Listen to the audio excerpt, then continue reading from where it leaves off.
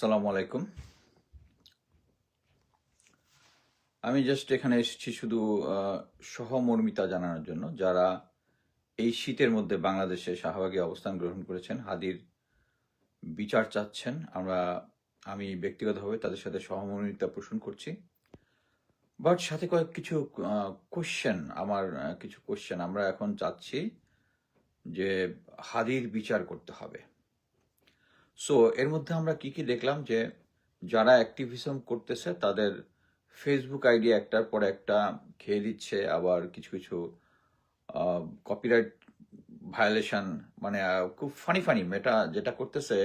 আমি জানি না বাংলাদেশ গভর্নমেন্টের অ্যাকচুয়ালি এখন কিছু একটা, মানে মেয়েটার সাথে একটা অ্যাগ্রিমেন্ট আসা উচিত। সেটা হচ্ছে এর আগে যেটা হয়েছে, আমাদের প্রধান উপদেষ্টা তার অ্যাকাউন্টের মধ্যে অ্যাটাক, চিন্তা করা যায়। তার অ্যাকাউন্টের মধ্যে অ্যাটাক, তার ছবি গায়েব করে দিচ্ছে, হাদি সম্বন্ধে ভিডিও দিয়েছে সেটা গায়েব করে দিয়েছে। মেয়েটার যে ভারতীয় বংশোদ্ভূত যারা আছে তারা সবকিছুর এই নাটের গ্রুপ, এবং এই গ্রুপটা আগে কাজ করতে হচ্ছে আমাদের পলক আর এনটিএমসির জিয়া, খুনি জিয়া, যেটা তার সাথে একসাথে কাজ করতো। এই পার্টিরা এখন কাজ করতেছে হচ্ছে জেনারেল ওয়াকার আর গোয়েন্দা সংস্থাগুলোর সাথে। আপনি একটা জিনিস খুব করে দেখেন যে সবাই অ্যাক্টিভিস্ট যারা আছে সবার উপরে করতেছে, কাদের কাদের উপরে আক্রমণ হচ্ছে না বলেন তো? ওই যে ওয়াকারের পদ বালক, ওদিকে নাজমুস সাকিব, আর কে কে আছে দেখবেন, যেগুলা ইয়া হয়, মানে সরকারের তোষামোদি করতেছে সরকার, মানে আমি বলতে হচ্ছে ওয়াকার সরকারের তোষামোদি, তাদের অ্যাকাউন্টে কোনো কিছু হচ্ছে না, সব হচ্ছে আমাদের এখানে। আমার নিজের পার্সোনাল লাইফ ভিডিওতে কপিরাইট স্ট্রাইক দিছে। বাট একটা জিনিস আপনারা বুঝবেন যে আমরা কাকে ধরতেছি? ফয়সাল হচ্ছে খুনি। ফয়সাল ট্রিগার টিপেছে, তাকে প্রশিক্ষণ দিয়েছে কে? আমরা দেখেছি মেজর সাদেক এবং তার ওয়াইফ, তারা মেজর সাদেক 198 দিন তার কার্যদেশ যে ইউনিট ছিল, ইউনিট থেকে অ্যাবসেন্ট হয়ে সে এতদিন ধরে সে আওয়ামী লীগকে ট্রেনিং দিয়েছে। এই ট্রেনিং এর ফসল হচ্ছে এটা। সো 198 দিন অ্যাবসেন্ট হয়ে, তো অ্যাবসেন্ট থেকে একটা মিলিটারি অফিসার, একটা সৈনিক 24 ঘন্টা অ্যাবসেন্ট থাকলে এটা ডেইলি রিপোর্টের মধ্যে ব্রিগেড হেডকোয়ার্টারে চলে যায়। মাসে 1 সপ্তাহ হয়ে গেলে এটা মানে ডিভিশন হেডকোয়ার্টারে চলে যায়, ওখান থেকে সরাসরি আর্মি হেডকোয়ার্টারে চলে যায়। আর অফিসারেরটা হচ্ছে ইনস্ট্যান্ট, মেজর সাদেক ট্রেনিং দিয়েছে এদেরকে গন্ডগোল পাকানোর জন্য। এখন গন্ডগোল পাকাচ্ছে আর আপনারা ধরে নিচ্ছেন হচ্ছে ফয়সল হচ্ছে খুনি। খুনি হচ্ছে মেজর সাদেক আর তার বস জেনারেল ওয়াকার, হাদির খুনি, ফুল স্টপ। এরা এদেরকে প্রশিক্ষণ দিয়েছে। আর আমরা এখন চাচ্ছি হচ্ছে হাদির বিচার। বিচার কে করবে? এখন যে ভারতের যে অ্যাক্টিভিটিস আপনারা দেখতেছেন, যে মেয়েটাতে তারা এমনভাবে সিচুয়েশনটা করেছে যে হাতি একজন টেরোরিস্ট ছিল, ইসলামিক টেরোরিস্ট, এবং সেই অনুযায়ী, এবং এ ব্যাপারে বাংলাদেশের কোনো কিছু কথাবার্তা নেই। আমি এখন পর্যন্ত, হ্যাঁ, সরকার নিজেই এখানে অ্যাটাকের শিকার, বাট কথা হচ্ছে এইখানে আগে পলক যেটা সরকারের মাধ্যমে যেটা করতো, সেই সরকারটা হচ্ছে এখন হচ্ছে ইউনূস সরকার। ইউনূস সরকার তো এটা ইচ্ছা করলেই পারে, মেয়েটার সাথে কথা বলতে পারে না যে এই সিচুয়েশনটা বাংলাদেশে হচ্ছে। আমি একটা জিনিস, ভালো জিনিস দেখলাম, ওই যে ফ্যাক্ট চেকার কদরুদ্দিন শিশির সবার ইমেল অ্যাড্রেস যেখান থেকে যে সমস্ত জায়গা থেকে স্ট্রাইক দেওয়া হচ্ছে এটা নিয়েছে। আমি মনে করতেছি যে সে কোনো অ্যাক্টিভিটিস করতেছে, তাদের সাথে কন্ট্যাক্ট করতেছে। অনেকের সাথে কন্ট্যাক্ট আছে, যেমন জুলকারনাইন স্যারের সাথে ফেসবুকে মেয়েটার একটা কানেকশন ছিল।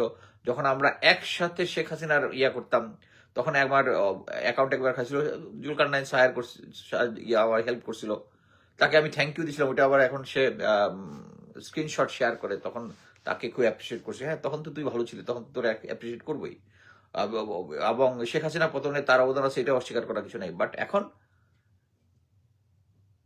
এখন Walker is sucking someone's dick and you are sucking Walker's dick. This bloody Indian dogs. So এখন আলটিমেটলি হচ্ছে আমরা যতই বিচার চাই, আমাদেরকে দেখতে হবে ফয়সল শুধু ট্রিগারটা টিপেছে, আর এদেরকে ট্রেনিং দিয়েছে মেজর সাদেক, আর মেজর সাদেককে স্পেয়ার করে দিয়েছে হচ্ছে জেনারেল ওয়াকার। এখন শুধু দেখবেন যে আমি একটা জিনিস বলি, গত 3-4 দিন আগে একটা 3 বাহিনীর প্রধান গিয়েছিল প্রফেসর ইউনূসের সাথে দেখা করতে। ওই দিন রাতের বেলা জেনারেল ওয়াকারের বাসায় একটা বিশাল মিটিং বসেছিল। ওই মিটিং এর মাধ্যমেই এই যে এখন আপনারা দেখতেছেন না, এখন আমাদের জাহাঙ্গীর স্যার থাকবে কি থাকবে না, তারপরে খোদাবক্স রিজাইন অলরেডি দিয়েছে, শুধু এইটুকুই হয়েছে। আমি যেটা শুনলাম, Jahangir sir is very sick, উনি অফিসেও যাচ্ছে না, কি করতেছে, উনি ডিটারমাইন্ড যে উনি রিটায়ার করবে, মানে রিজাইন দিবে। এখন এই সিচুয়েশনটা একটা হজবরল একটা অবস্থা, এবং আমার কাছে যেটা মনে হচ্ছে যে ইন্টারিম গভর্নমেন্ট চাচ্ছে কোন রকমে একটা নির্বাচন করে বিএনপির কাছে ক্ষমতা দিয়ে চলে যাবে।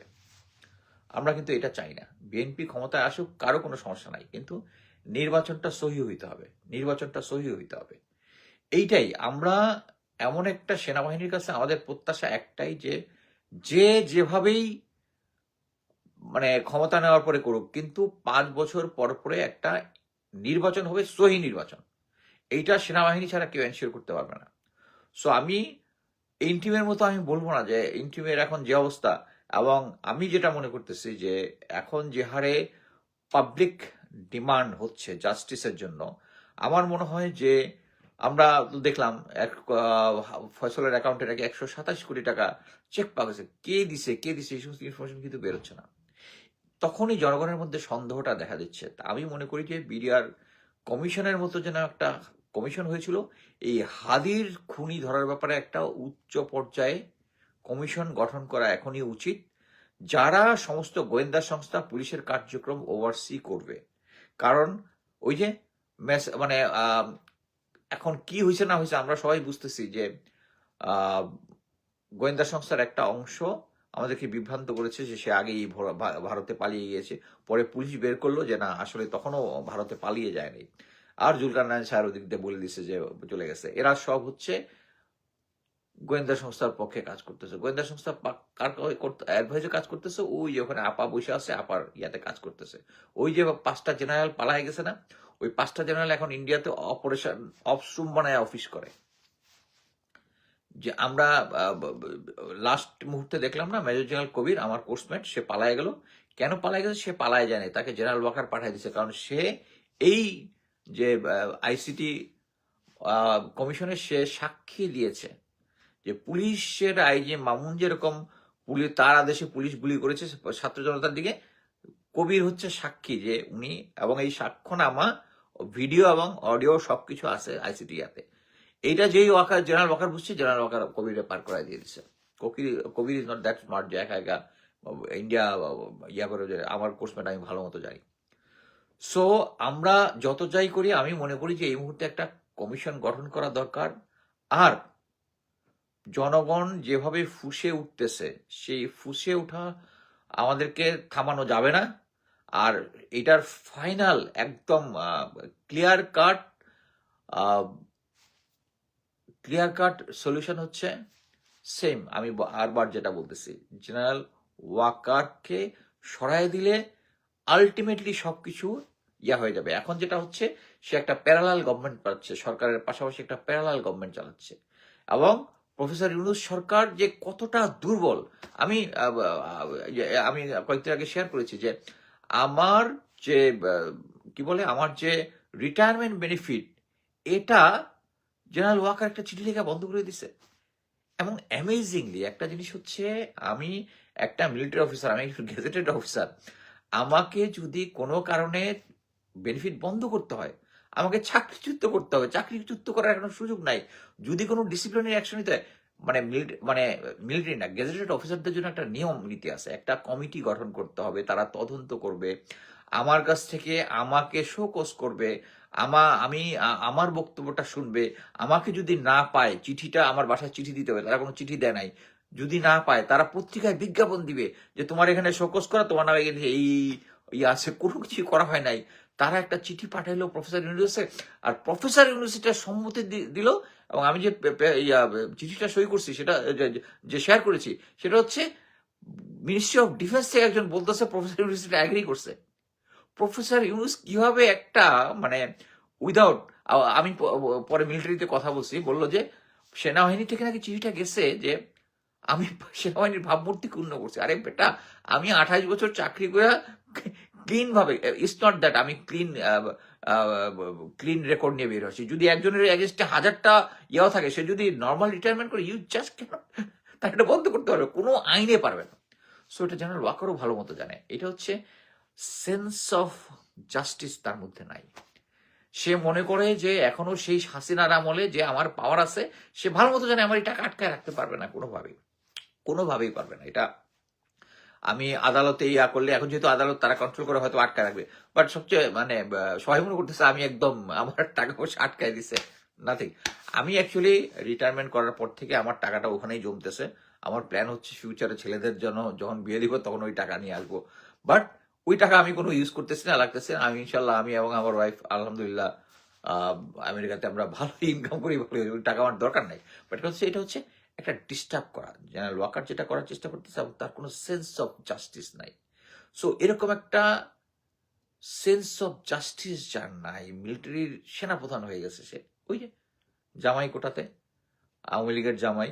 সো আমি যেটা মনে করি, এখন হাদির যে বিচার চাওয়াটা হচ্ছে এখন সবকিছুর কি ফ্যাক্টর।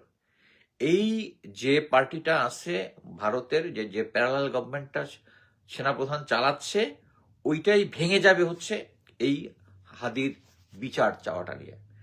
এবং আমি অ্যাকচুয়ালি ভেবেছিলাম আজকে তারেক জিয়া যাবে হচ্ছে হাদির কবরে জিয়ারত করতে, যায় নাই, কালকে নাকি যাবে, লেটস সি। এবং উনি যদি হাদির বিচার না চায়, আমরা কিন্তু আওয়ামী লীগ নিষিদ্ধ করার সময় তাদেরকে দেখি নাই, হাদির ব্যাপারেও তাদেরকে লোকজনকে দেখি নাই।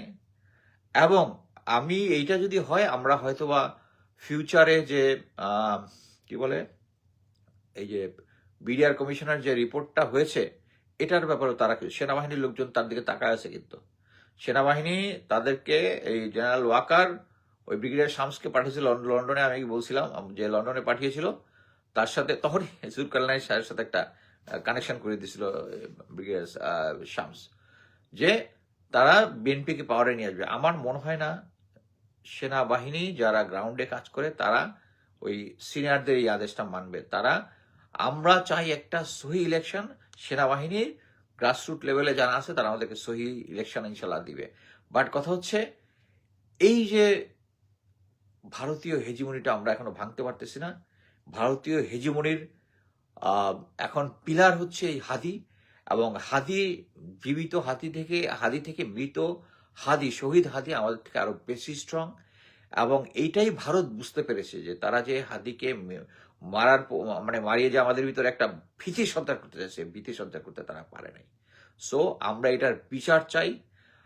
যদি তারেক জিয়া যদি এই বিচারের জন্য আমাদেরকে স্যাটিসফাইড না করতে পারে, বাংলাদেশের জনগণ এটা ছাড়বে না।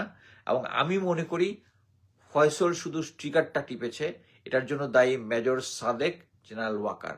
আমরা এই আন্দোলনকে ইনশাল্লাহ, যদি হাদির ব্যাপারে কোনো বিচার আমরা না পাই, আমরা ওয়াকারের দিকে হাঁটা ধরবো ইনশাল্লাহ। এই ভারতীয় কুকুরকে সেনাবাহিনী প্রধান রেখে সামনে একটা নির্বাচনও হইতে পারবে না, হাদির বিচার হবে না। সেই সবকিছু প্রতিবন্ধকতা তৈরি করে রাখছে। ইনকালাব জিন্দাবাদ।